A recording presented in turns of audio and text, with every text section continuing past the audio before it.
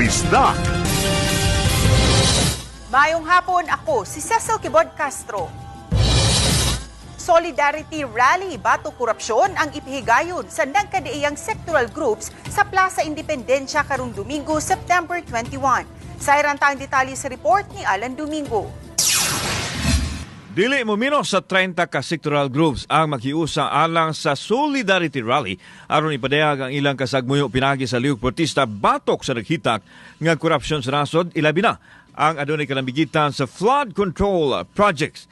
Apil sa mosalmot gikan sa sektor sa mga manindahay, mag-uuma, driver, mga estudyante ug uban pa. Atol sa pag-atubang nila sa media, gipirmahan nila ang ilang commitment sa hiniusang panawagan pagpakigbatok sa korupsyon sa nasod, diin gipanawagan nila ang pagpapanubag sa mga nalambigit niini.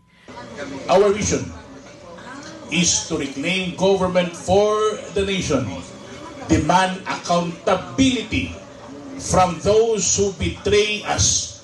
Giklaro sa lead convener Juninho Padilla nga welcome ang tanan nga mosalmot sa lihok protesta apan way mga politiko nga tugutan nga makaistorya.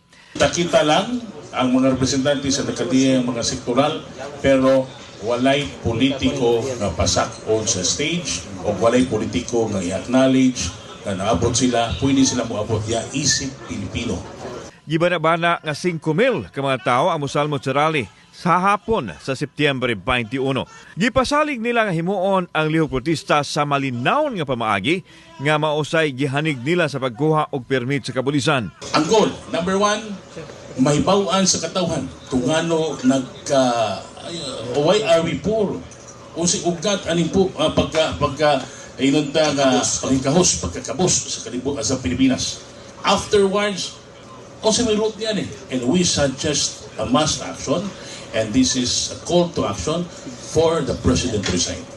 Samtang andam na ang Cebu City Police sa mga ipahigayon nga mass action sa Setyembre 21. Gawa sa rally sa Plaza Independencia, aduna usay lahi nga grupo nga mulusad usab og protesta batok sa korupsyon sa may Fuente Osmeña. Conduct na tao ka ng coordinating a meeting with the other mga government agencies and stakeholders nga involved sa ato ang kanang gi-expect nga rally karong Sunday. Kauban si Clover Lumayag, ako si Alan Domingo.